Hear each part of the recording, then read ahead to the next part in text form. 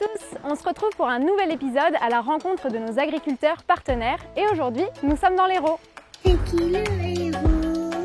Eh bien, notre héros aujourd'hui, c'est Robert. Salut Juliette. C'est qui Robert? Je suis producteur de pommes pour Blédina depuis plus de 6 ans. Donc Robert, on est dans tes vergers à Muidaison, près de Montpellier. Est-ce que tu peux nous dire sur quelle variété on est Alors là, c'est un verger de Gala, donc, qui est dédié à Blédina. D'accord. Et aussi, on fait de la Golden pour Blédina.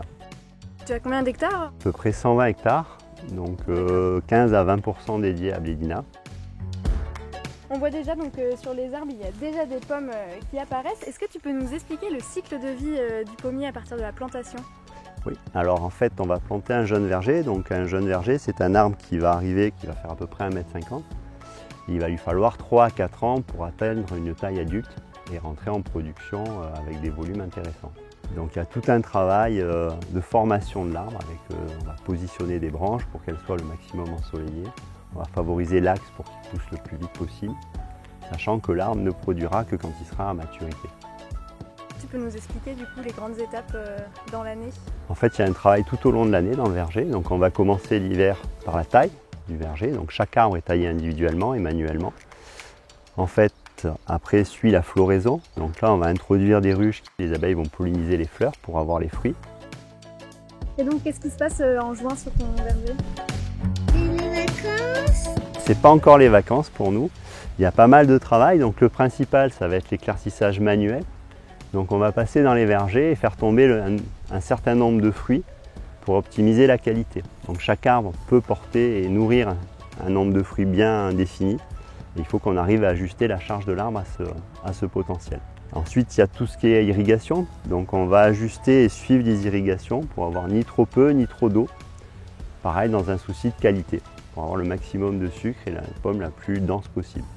Et après, il y a tout un suivi aussi au niveau des insectes et des ravageurs. Tout à l'heure, tu nous parlais de pollinisation. La biodiversité est donc essentielle pour le fonctionnement de ton verger. Est-ce que tu peux nous expliquer ce que tu fais pour la préserver? Alors pour la préserver, on va essayer de la développer même en ce moment. Donc il y a pas mal d'essais en cours, notamment avec le soutien de Blédina. Donc par exemple ici, on a implanté à l'intérieur de nos rangs, sur les rangs, des plantes hôtes, donc qui vont permettre à des auxiliaires de venir se développer dans le verger. C'est quoi ces fleurs? En fait, on a un mélange de plantes naturelles et des plantes semées qu'on a rajoutées. Donc là, avec de la févrole. Après, un peu plus loin, on a du colza fourragé, pareil, qui va nous amener des fleurs à d'autres moments dans l'année. Et puis, c'est vrai qu'on laisse après la flore se développer un peu naturellement. On a essayé de mettre des romarins aussi à l'intérieur des vergers, sachant qu'il y a des essais qui montrent que l'odeur du romarin peut être un répulsif pour les pucerons, par exemple. Et comment tu fais pour contrôler toute cette biodiversité? Par exemple, sur le verre de la pomme, donc c'est le verre qui se développe à l'intérieur du fruit, on va poser ce qu'on appelle de la confusion sexuelle. Donc c'est ces petites barrettes qui vont diffuser l'odeur de la femelle. Donc en fait, le papillon n'arrive plus à retrouver la femelle, ne se reproduit plus et il n'y a plus de larves du coup qui vont piquer les pommes. Il y a une pomme là qui a été piquée justement par un carpocasse.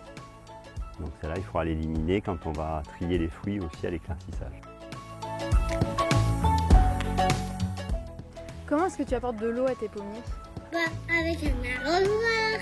Donc on n'arrose pas avec un arrosoir, mais c'est la même chose, c'est le même principe. On va arroser avec du goutte à goutte. Donc en fait, tous les jours, on a des tuyaux percés qui vont faire tomber de l'eau, comme on le dit, goutte à goutte.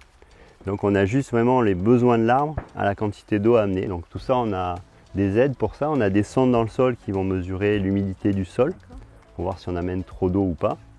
Et après, on a même un système sur ces arbres qui vont mesurer le stress des arbres. En fait, on va mesurer les micro-variations du diamètre du tronc en fonction des besoins d'eau ou pas. Parce que le tronc va pomper dans ses réserves, dans son humidité, dans le bois, pour compenser le manque d'eau s'il n'a pas l'eau qui est amenée directement aux racines. Quelle est la spécificité des vergers qui sont destinés à l'alimentation des bébés?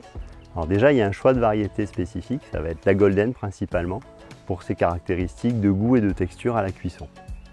Et puis après, surtout, on a une obligation de résultat sur les résidus de pesticides. Il faut 0 résidus de pesticides.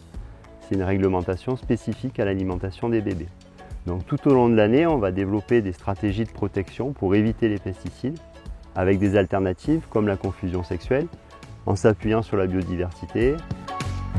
On peut revenir chez toi. Je vous donne rendez-vous le 18 août dans les vergers pour la cueillette des curieux. Merci Robert.